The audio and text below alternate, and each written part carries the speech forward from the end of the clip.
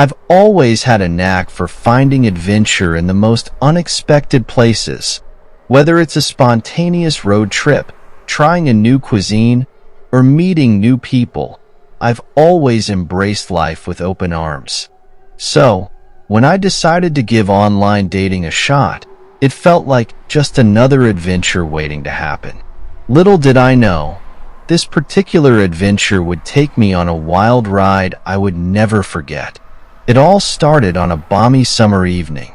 The sun had dipped below the horizon, leaving the sky painted in hues of orange and pink.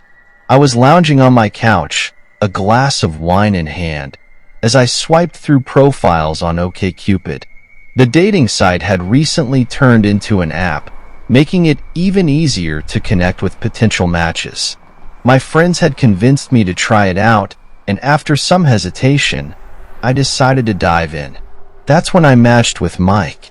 His profile picture caught my eye instantly.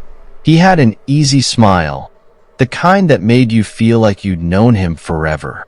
His bio was filled with humor and wit, and I found myself intrigued. We started chatting, and our conversations flowed effortlessly. We talked about everything from our favorite books to our most embarrassing moments. It felt like we were on the same wavelength, and I couldn't wait to meet him in person. After a few weeks of texting and phone calls, we finally decided to meet up. Our first few dates were simple but enjoyable. We went for coffee, took walks in the park, and even attended a local art fair. Everything seemed perfect, almost too perfect.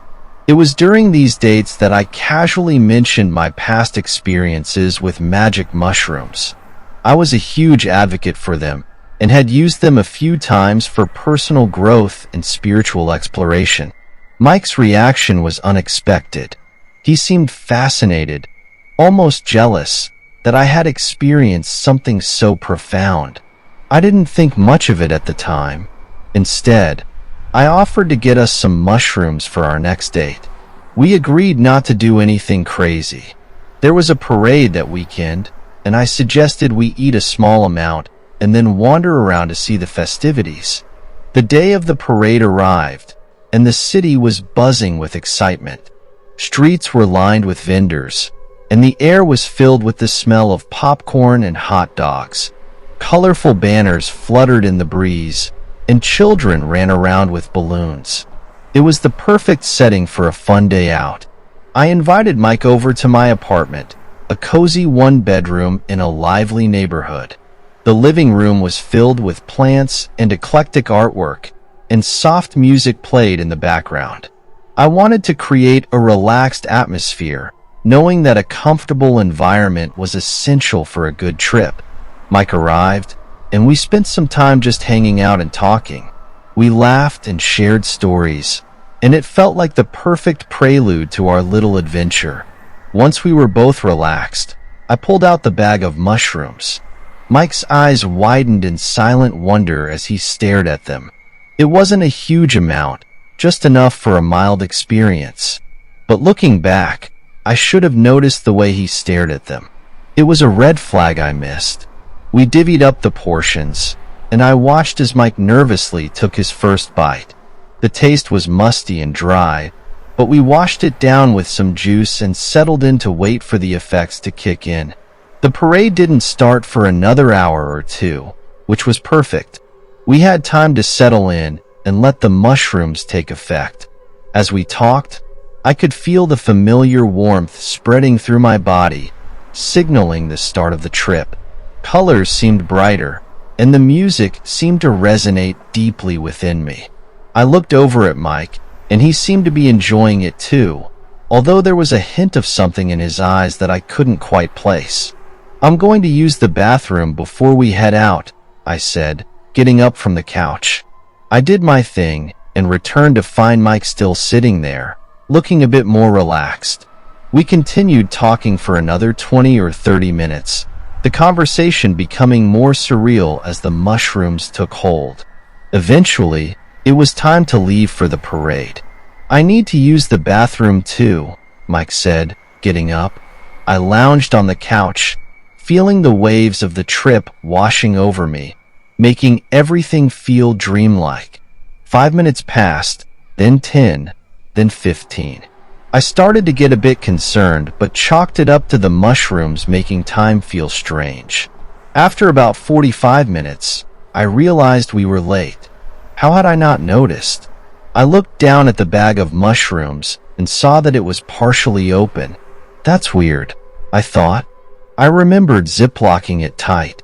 I reached down and shook the contents, realizing that a couple of grams were missing. Panic started to set in. Mike wasn't using the bathroom. He was barricading himself in there. I crossed the living room with a growing sense of dread. How bad was this going to be? For a brief moment, I imagined the worst. No, that's crazy, I told myself. But the mushrooms were making my thoughts spiral. I knocked on the bathroom door, my hand shaking. Mike, are you okay? Yeah, he called through the door. I forgot you were here.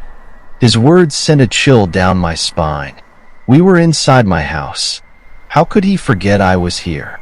Can I open the door? If you can.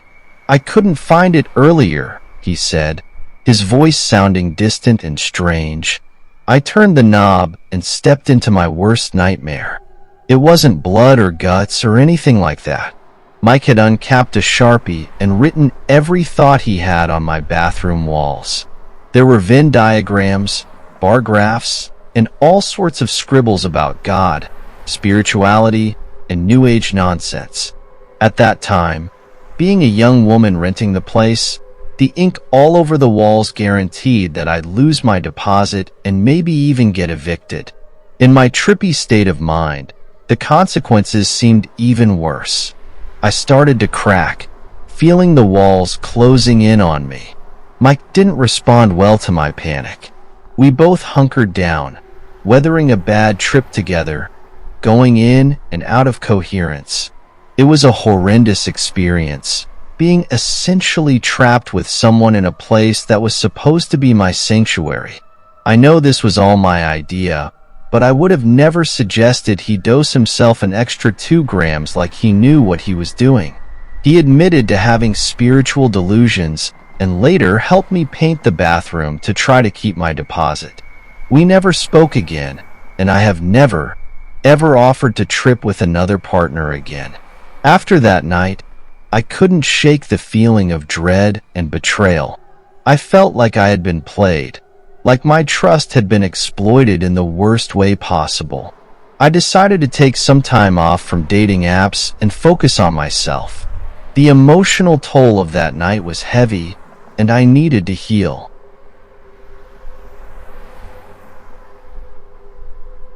It was a Friday night, the kind where the world felt wide open with possibility, yet here I was, at home alone. The evening had an electric hum to it, a sense of potential that I couldn't quite shake off. I found myself on the couch, idly swiping through the latest trendy dating app, a procrastination tool that had become all too familiar. Instead of being productive or even just relaxing with a good book, I was entranced by the endless parade of profiles, each swipe a small act of hope or dismissal. I hadn't had much luck meeting anyone genuine lately. It seemed like most of the guys on these apps were just looking for a quick hookup, their intentions as transparent as their poorly lit selfies. Yet, despite the sea of creeps and uninspiring profiles, some optimistic part of me held out hope that maybe, just maybe, my match was out there. So, I persisted, letting my thumb guide me through the digital crowd. I mindlessly thumbed through profile after profile, each one blending into the next until, suddenly, one caught my eye. His name was Alex. He was attractive, with a kind smile that reached his eyes, and his profile suggested he had a good job and a sense of humor. His bio read, "Looking for someone to share adventures and laugh at bad jokes." It was simple, but it resonated with me. Intrigued, I swiped right, and to my delight, it was an instant match. The little heart animation gave me a small thrill. Almost immediately, a message from him popped up. "Hey there. Your profile made me smile. How's your night going?" It was a basic opener, but the fact that he messaged first was a good sign. We started chatting, and to my surprise, the conversation flowed smoothly. He was charming, with a quick wit that kept me engaged. We exchanged stories about our jobs, our favorite movies, and our go-to karaoke songs. It felt easy, like talking to an old friend. After a bit of back and forth, he suggested we meet for drinks that night. Normally, I'd be hesitant to meet someone so quickly, especially on a Friday night, but there was something about him that made me want to take a chance. Throwing caution to the wind, I agreed. We made plans to meet at the Beacon, a popular local bar known for its lively atmosphere and craft cocktails. It was the kind of place that always had a crowd, which made me feel a bit safer about meeting a stranger. I took extra time getting ready, carefully picking out my cutest outfit, a casual yet flattering dress that made me feel confident. I even curled my hair, something I rarely did unless it was a special occasion. A dab of my favorite perfume, and I was ready. Before heading out, I gave myself an encouraging pep talk in the mirror, reminding myself that it was just drinks and I had my pepper spray in my purse, just in case. As I walked into the Beacon, the familiar buzz of conversations and laughter greeted me. The warm lighting and cozy booths made it feel welcoming. I spotted Alex almost immediately, standing by the doorway, looking just like his photos. Tall and handsome with bright green eyes and a warm smile that seemed genuine. He was wearing a casual button-up shirt and jeans, looking effortlessly put together. We exchanged slightly awkward hellos, the kind you'd expect from two people meeting for the first time after chatting online. He suggested we grab a booth, and I agreed, glad to have a more intimate setting where we could talk. At the table, we ordered drinks and appetizers to share. He recommended the truffle fries and the shrimp tacos, both of which turned out to be excellent choices. The conversation started out a bit stilted, as first meetings often do, but soon we both relaxed. He had me laughing at funny stories from his job as a marketing manager. There was one about a disastrous client pitch that ended with a runaway office dog, and another about an office prank involving a life-sized cardboard cutout of the CEO. His humor was infectious, and I found myself genuinely enjoying his company. About 45 minutes into the date, however, things took an unexpected turn. I began feeling uncomfortably dizzy and lightheaded. At first, I thought maybe I was just nervous, or perhaps the wine was stronger than I realized. But the feeling intensified by the minute until it became impossible to focus on what Alex was saying. The room started to spin, and the lights seemed to glare too brightly. I had to grip the edge of the table to keep steady. Panic flooded my mind as I realized this was far beyond just feeling tipsy. My drink must have been drugged. Fear surged through me as the reality of the situation sank in. I was completely helpless and at the mercy of a stranger I had trusted too quickly. I tried to subtly use my cell phone under the table to dial for help, but my motor skills were too impaired. My hands felt heavy and my vision blurred. Alex noticed the shift in my demeanor almost immediately. His once warm and charming expression turned cold and sinister. "You okay?" he asked, though his tone lacked genuine concern. It was more like he was testing to see if I was aware of what was happening. When I didn't respond coherently, his demeanor shifted even more. He leaned in close, his voice dropping to a menacing whisper. "Trying to call for help won't do you any good," he said, his eyes narrowing. "You should just cooperate if you know what's good for you." My heart pounded in my chest. I wanted to scream, to run, but my body felt paralyzed and numb. All I could do was slump there, defenseless, my mind racing with fear and regret. No one else in the crowded bar seemed to notice my distress. They were all too absorbed in their own conversations and laughter.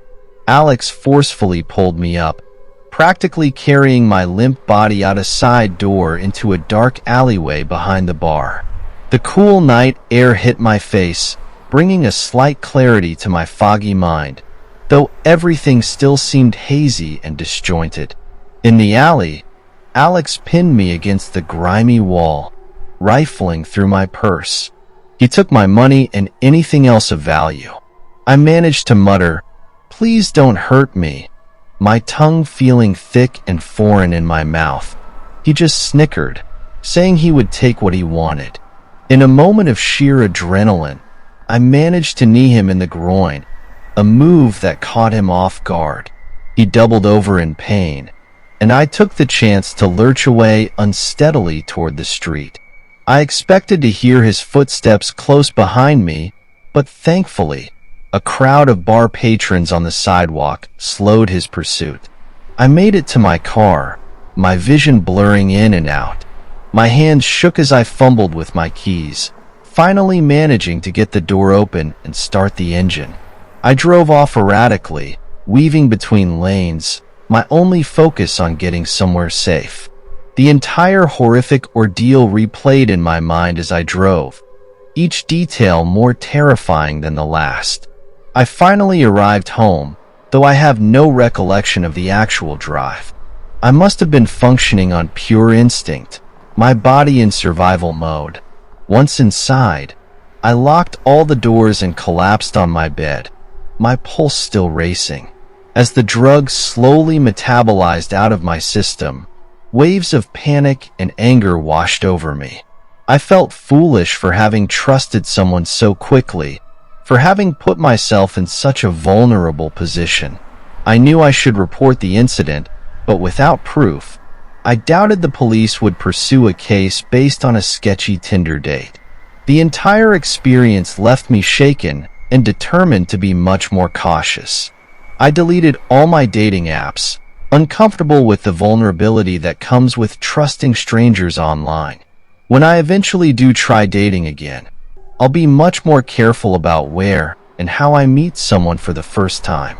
This horrific experience taught me the importance of protecting myself and being aware of the dangers that can lurk behind seemingly harmless profiles. I'm grateful I escaped relatively unscathed, but the memory of that night will stay with me forever. It's a cautionary tale, a reminder that not everyone online has good intentions, and that it's crucial to prioritize my safety above all else. The sun was setting behind the city skyline, casting long shadows and bathing the streets in a warm, golden glow.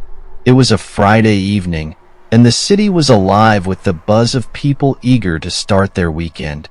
I was feeling a mix of excitement and trepidation as I prepared to head out for the evening.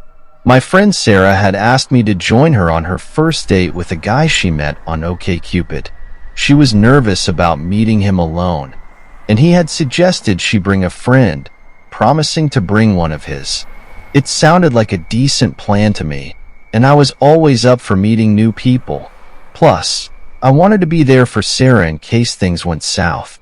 We decided to meet at a Trinity bar downtown, one of those places with exposed brick walls, dim lighting, and a lively atmosphere. The kind of place where you could lose yourself in conversation over craft cocktails. Sarah and I arrived a bit early, so we found a cozy corner booth and settled in, ordering a couple of drinks to calm our nerves. I could see the anxiety in her eyes, and I did my best to keep her spirits high, cracking jokes and chatting about our day. As we sipped our drinks and waited, the bar started to fill up with the after-work crowd. Laughter and chatter filled the air, and the smell of freshly prepared bar snacks wafted over from the kitchen. Finally, Sarah's date, whom I'll call Dave, arrived. I was taken aback by his appearance. He looked like he could be my dad's age, which was a bit surprising since Sarah had a preference for older guys, but this seemed a bit much. Nevertheless, I tried to keep an open mind. People are more than their looks, right? What immediately set off alarm bells was that Dave had come alone. He hadn't brought a friend as promised, and I couldn't shake the feeling that he thought he could score a double date. The way he sauntered over to our booth, a smirk plastered on his face, already made me uneasy, but I tried to give him the benefit of the doubt. Maybe he was just overly confident. As soon as he sat down, things took a nosedive. Dave was all over the place, metaphorically and literally. He couldn't stop talking about how gorgeous I was, which made me incredibly uncomfortable, especially since he kept trying to touch Sarah. He'd put his hand on her knee, try to get her to hug him, and tell her to smile. It was clear he had no sense of personal boundaries. Sarah, clearly distressed, finally told him to stop touching her. His response? He told her to relax and kept winking at us, as if we were part of some inside joke only he understood. The tension in the booth was palpable. Sarah and I exchanged glances that screamed, "What the hell have we gotten ourselves into?" I decided to try and steer the conversation into safer waters, hoping to diffuse the situation. "Tell me about yourself, Dave. What do you do for a living?" His answer was infuriatingly vague. "I make a lot of money," he said with a wink. I pressed on, asking about his hobbies, his interests, anything to get him talking about something other than our looks. But every answer was the same coy, vague nonsense, peppered with more compliments about our appearance. He was like a broken record, and it was becoming clear he had no real interest in connecting with us as people. When he realized his charm wasn't working on us, he started to get annoyed. "You two are just on scholarship," he said out of nowhere. I was baffled. "What does that mean?" I asked, genuinely confused. He just winked again. "You're gorgeous, but you really need to stop talking," he said, holding up his finger as if to shush me. That was the final straw. Sarah and I exchanged a look that said it all. "Okay, we're done here. Good night," she said firmly. We stood up and moved to another table across the bar, hoping to salvage the evening away from this creep. Thankfully, he didn't follow us, though we saw him later trying to chat up other women, with about as much luck as he had with us. As we settled into our new spot, the relief was overwhelming. We ordered another round of drinks, trying to shake off the encounter. I could see Sarah was still shaken, and I felt a surge of protectiveness. No one should have to deal with that kind of behavior, especially not on a first date. We spent the rest of the evening talking about everything and nothing, trying to forget about Dave and his awful behavior. The bar's atmosphere, once again warm and inviting, began to work its magic. We laughed about old times, shared stories from work, and made plans for the weekend. The evening, which had started on such a sour note, was slowly turning around. As the night wore on and the bar started to empty out, we reflected on what had happened. "I can't believe people like that exist," Sarah said, shaking her head. "It's like he didn't even see us as people, just objects to conquer." I nodded, feeling a mix of anger and sadness. Some people just don't get it. But at least we have each other, right?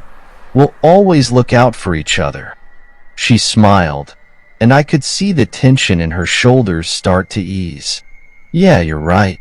Thanks for being here tonight. I don't know what I would have done without you." As we left the bar and stepped into the cool night air, I felt a renewed sense of camaraderie with Sarah. The city lights sparkled around us, and despite the earlier unpleasantness, I felt grateful for the friendship we shared. It was a reminder that, no matter what, we could always count on each other.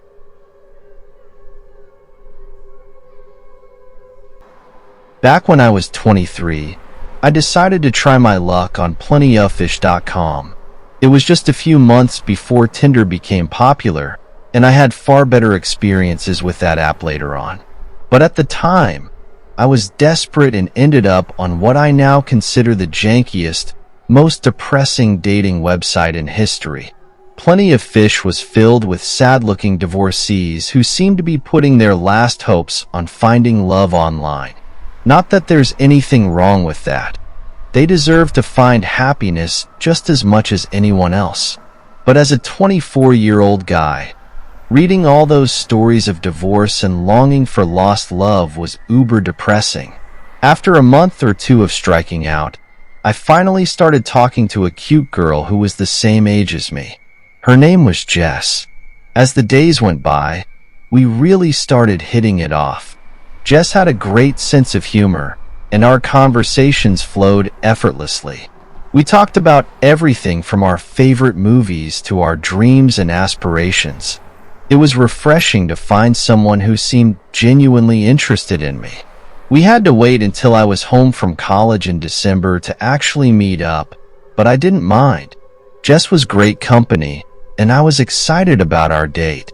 When it came time to organize something, she invited me over to her family's home because her mom and dad were out of town visiting relatives for the holidays. Knowing her parents wouldn't be there made me think this could be more than just a movie and pizza kind of night. I hoped that if I played my cards right, I might even get to stay for breakfast, if you know what I mean. The day finally arrived, and I drove to Jess's house. It was a cozy, suburban home with a well-kept lawn and festive holiday decorations. I felt a mix of excitement and nerves as I walked up to the front door and rang the bell. Jess opened the door, and I was immediately struck by how cute she looked in person. She greeted me with a warm smile, and I felt a wave of relief wash over me. We settled in the living room and started with a movie. The conversation was easy, and the atmosphere was relaxed. Jess made some popcorn, and we joked about our favorite holiday traditions. It felt comfortable, like we had known each other for a long time. After the movie, we decided to order pizza. We ate in the kitchen, talking and laughing about our college experiences and our plans for the future. The chemistry between us was undeniable, and I was having a great time. As the evening wore on, Jess suggested we move to the den where it was more comfortable. We cuddled up on the couch, and before long, things started to heat up. One thing led to another, and eventually, we ended up in her bedroom. Everything was going smoothly, and I felt like I was on top of the world. The next morning, I woke up earlier than Jess. I was lying there, watching her sleep. I know it sounds creepy, but she looked so peaceful and cute. I was basking in the little victory of the date going well. Then, out of nowhere, I heard the front door open and slam shut. Someone had entered the house downstairs. Instantly, I rolled out of bed and started getting dressed as quickly as I could. There was no way I wanted my first introduction to her parents to be them finding me in their house, having obviously spent the night with their daughter.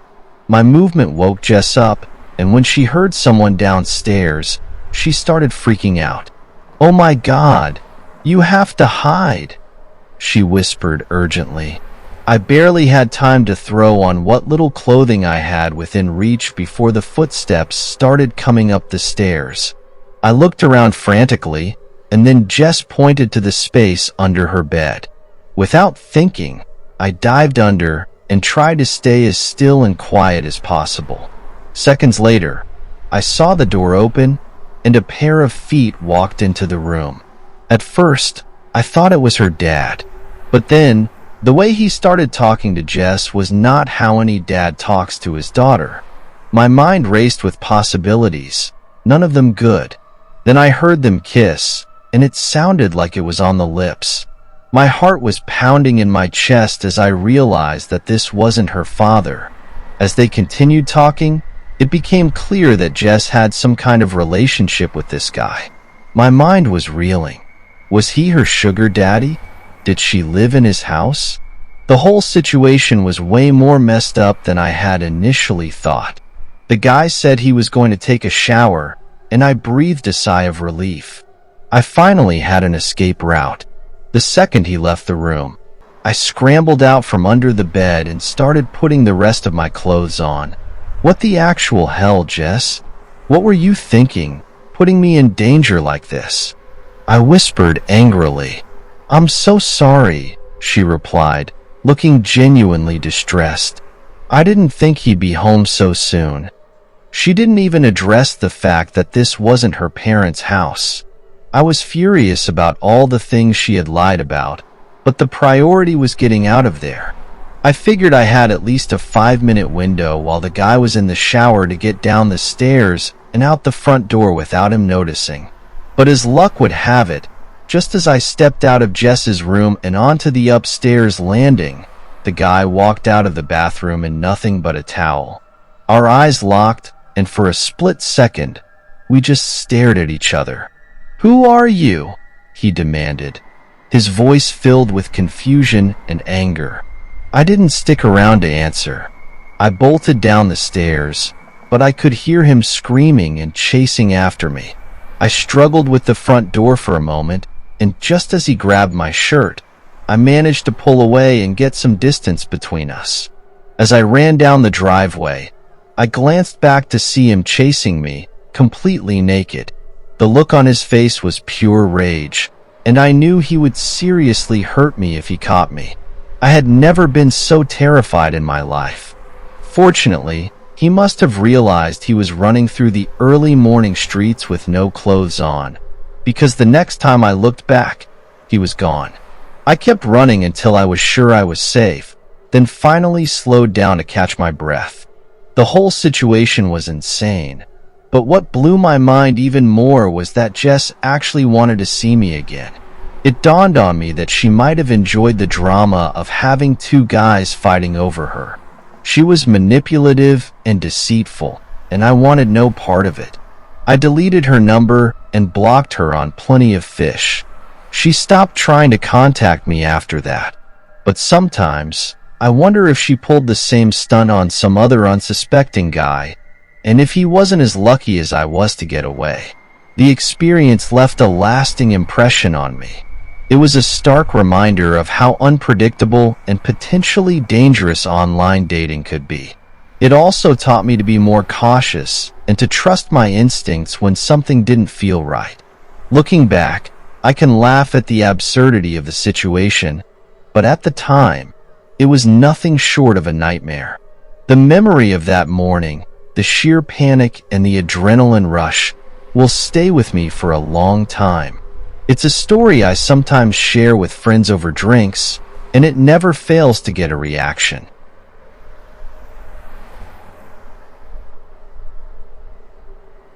When dating apps first burst onto the scene, they were an intriguing novelty, a shiny new toy for the single and the curious.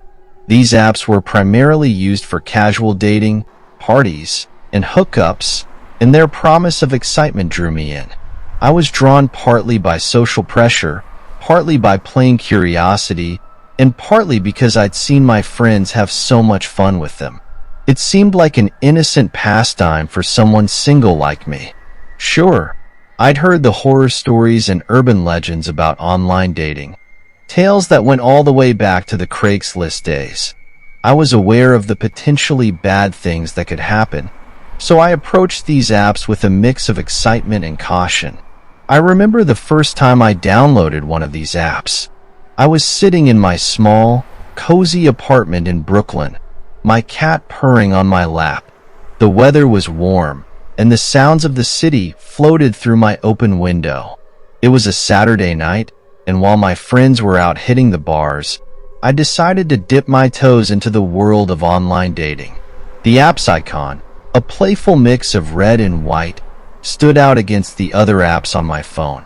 With a mix of anticipation and nervousness, I tapped on it and started creating my profile. I uploaded a few photos, carefully chosen to show off my best angles and my favorite places around the city.